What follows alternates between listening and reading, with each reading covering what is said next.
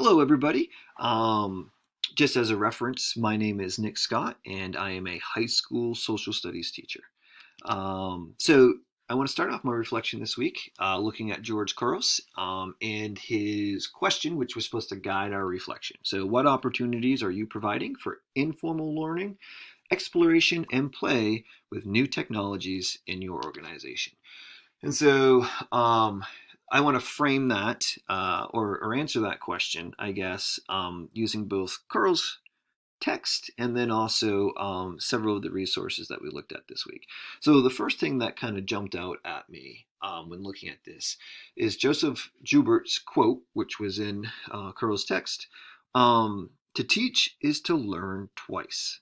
And I thought that was a fantastic quote. And so, as educators, we all know that teaching really does enhance one's learning. And so I liked how Carl's kind of illustrated this with the example of his little niece B, who was 4 years old and made her own makeup tutorial that she published on YouTube. And so he kind of went into a discussion about how everyone really has the opportunity to learn twice, right, by going out there and teaching. And he went into detail about how his niece did such a great job and was exploring these concepts and explaining these concepts that he didn't understand at all and would need kind of a glossary to understand what she was talking about. And so I thought that was great. And it also framed kind of this argument that as educators, we really need to understand the opportunities that are put in front of us, through the means of new technologies. And so I thought that was great and a great way to kind of start off. I also really thought it was interesting how Curls talked about 21st century schools being different from 21st century learning. And I love the line he had where he said, computers are no more than the equivalent of a $1,000 pencil if we don't and he was alluding to the fact that if we don't shift our mindsets, right? If we're thinking about the SAMR model, if we only stay in substitution, that's a really expensive pencil or a really expensive textbook. And so we look at that 21st century learning and shifting our mindsets about how we teach and how we learn. I thought that the video by Jen Johnson about blended learning versus technology integration was hitting the nail right on the head when it comes to this. And so, in her final takeaways, she talked about that blended learning isn't just about technology, it's about solid instructional design. And so, throughout Curl's text, I think he would strongly agree with that. And in fact, he suggests that we need to focus on the learner and not just learning in order to find opportunities that both educate and empower students in really meaningful ways. And I think, Johnson kind of answers that call in her video when she talks about leveraging technology to intentionally restructure, how we do things in the classroom as to increase student involvement, engagement, and input, right? So using blended and flipped learning in order to do that. So I thought it was kind of neat how Curl's text and our resources were all kind of coming together in that fashion. Another aspect that I thought was really great and so I'm just kind of waiting for my slide to move. There we go.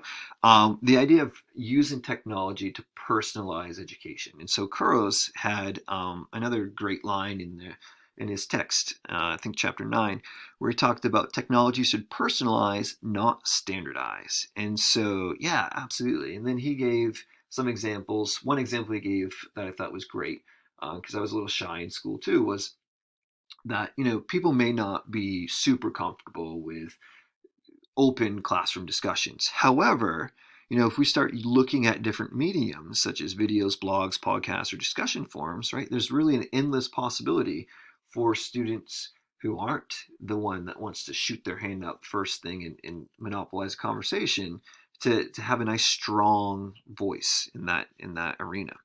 I also thought that our discussions or the resources we looked at in regards to blended learning this week really helped with that personalization factor as well. And so the station rotation I spent a lot of time kind of looking at, and one of the ladies there was Tanisha Dixon, and she was an 8th grade social studies teacher. And so one of the things that she really looks to do is to give students control over some aspects of the time, place, and pace of their learning.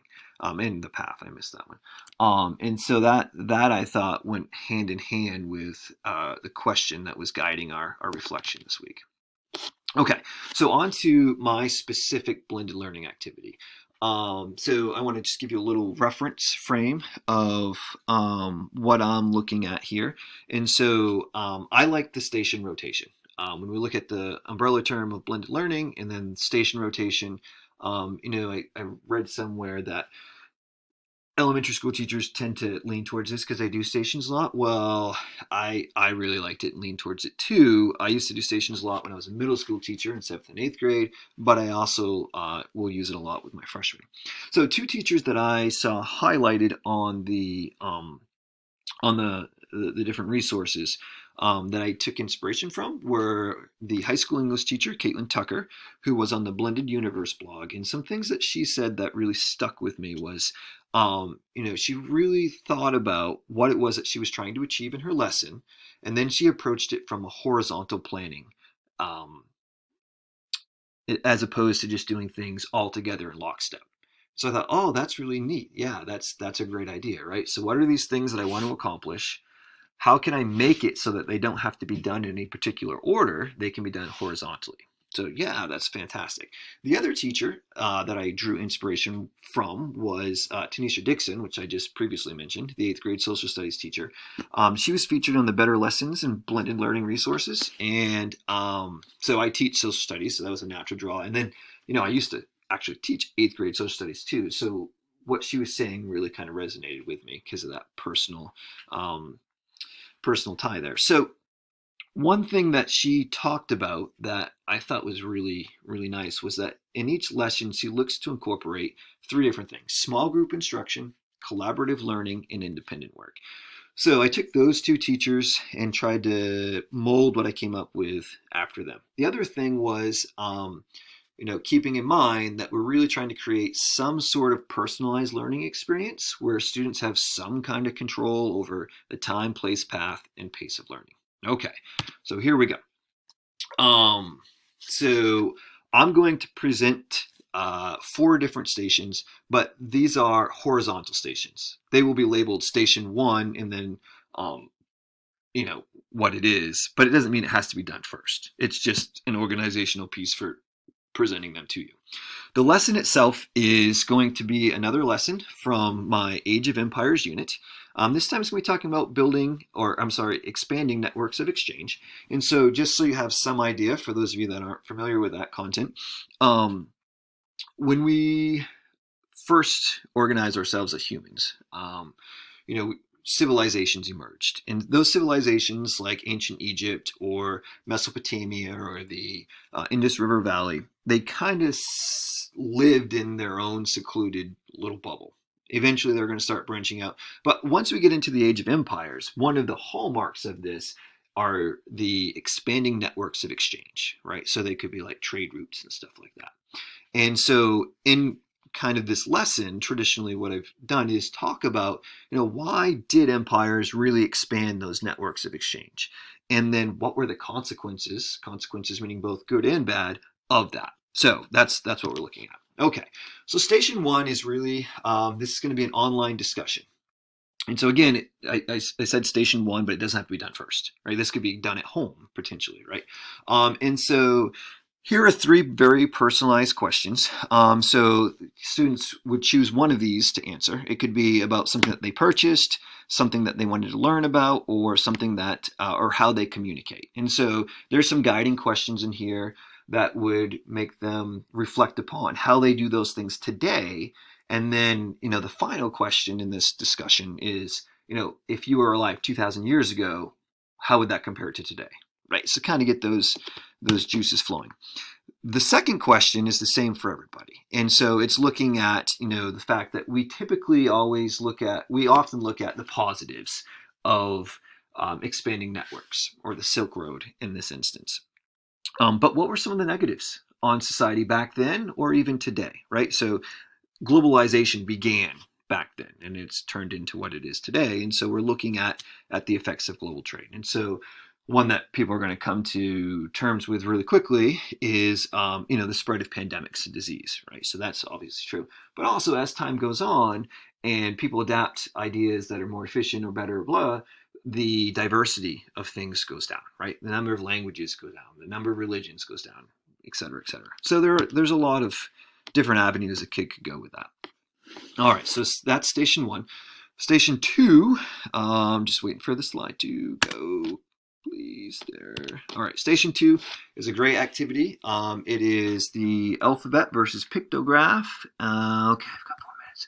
And so in this, basically, students will work either in a pair or a small group. And so this is all about the shift from kind of a pictograph language, right, where a character represents a word, to a alphabet based language where a character represents a sound. And so what students would do is they would, I would give them a question. It's going to be different for each member of the group. They would write out their answer using our typical language, and then they flip over their piece of paper and they would write out their answer using a pictograph. And then they would share those with their team members, and they would have to try and figure out what it is that they were saying, right? What question were they answering? And then at the end of this, as a group, they would come together and describe the advantages of an alphabet language, and then describe how that might have helped empires flourish as they adapted that. Let's see. So kind of that collaborative piece. Station three, I'm waiting for the slide to switch, but station three is the viewing of a TED Ed video. And so the second discussion question that I asked the students to answer came from this particular TED Ed lesson.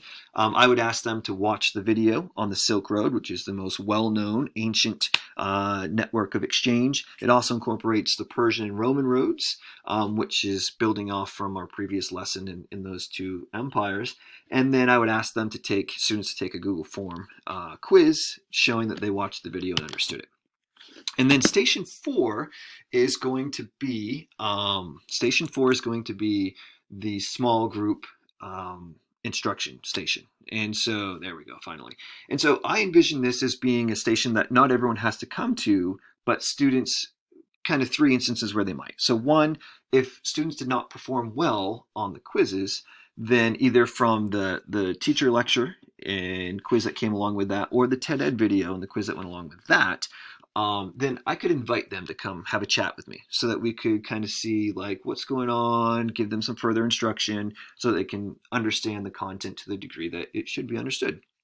The other thing is if students could just voluntarily come here.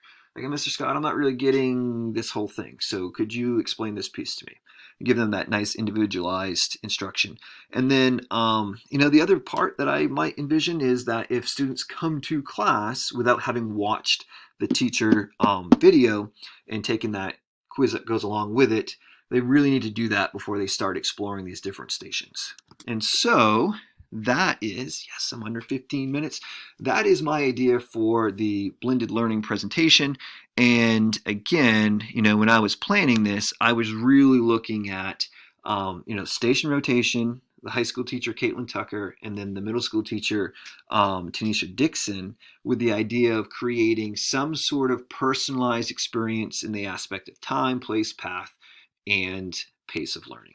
So thank you guys for listening to my rambling and my idea. And I hope you have a great night.